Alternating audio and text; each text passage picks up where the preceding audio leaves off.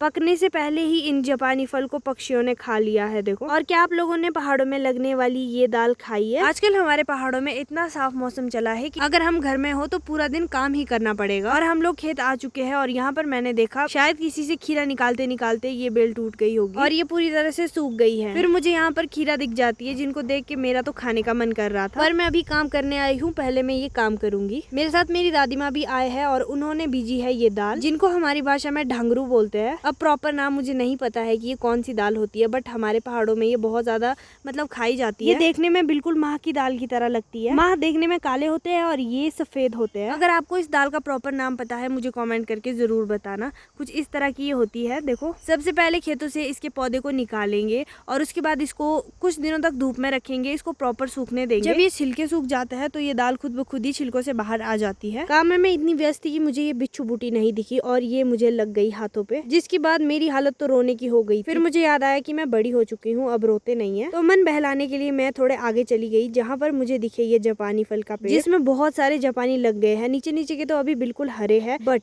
Top के जापानी पक गए हैं, तो वो ही मुझे दिखे और मैं चली गई इस पेड़ के पास। बहुत सारे लोग मुझे पिछली वीडियो में कमेंट करे थे जापानी फल क्या होता है, तो देख लो कुछ इस तरह का ये फल होता है जो पकने के बाद बहुत ही ज्यादा टेस्टी खाने में होता है और साथ ही साथ बहुत हेल्दी होता है हमारी बॉडी के लिए। आप गूगल कर सकते हो। बाकी मैं जैसे ही यहाँ पहुंची मुझे दिख गया एक लाल जापानी, तो मैं बहुत खुश हो गई, पर जब मैंने ध्यान से देखा तो वो पूरा चिड़िया ने खा लिया। फिर उसके बगल में एक और लाल जापानी दिखा जो किसी भी पक्षी ने नहीं खाया था, तो मैं फिर से खुश हो गई। जब हमने पेड़ पे ये नेट नहीं चढ़ाई थी तो पक्षी लग गए थे इन जापानी फल को खाने कच्चे से ही, पर अब जब नेट लग गई है तो ये फिलहाल सेफ है। और इस पके हुए जापानी को लेके मैं आ जाती हूँ खाने के लिए, मतलब देखने के लिए कि ये कच्चे हैं या फिर पकने शुरू हो चुके हैं। जैसे मैंने एक बाइट लिया, भाई साहब मजा ही आ गया। जो ये संतरी कलर के हो गए हैं ना, ये प्रॉपर पक चुके हैं और ये खाने में इतना ज्यादा टेस्टी। मैंने बिना सोचे पूरा जापानी खत्म कर दिया अकेले, तो आप समझ ही सकते होंगे कि ये कितने ज्यादा टेस्टी होते हैं खाने में। वैसे पूरे पेड़ के जापानी हरे हैं, बट धीरे धीरे से ये पकने शुरू हो रहे हैं। बाकी अगर आपको भी खाने हैं ये जापानी तो मैं एक ही चीज कहूंगी कि पहाड़ आ जाओ। बाकी पेट पूजा करने के बाद आ जाती हूँ मैं आमा जी के पास दोबारा से और लग जाती हूँ उनके साथ काम करने। आमा जी इस दाल को निकाल रही थी और जो निकाली हुई थी इसको मैं ले जा रही थी परे वाली साइड, मतलब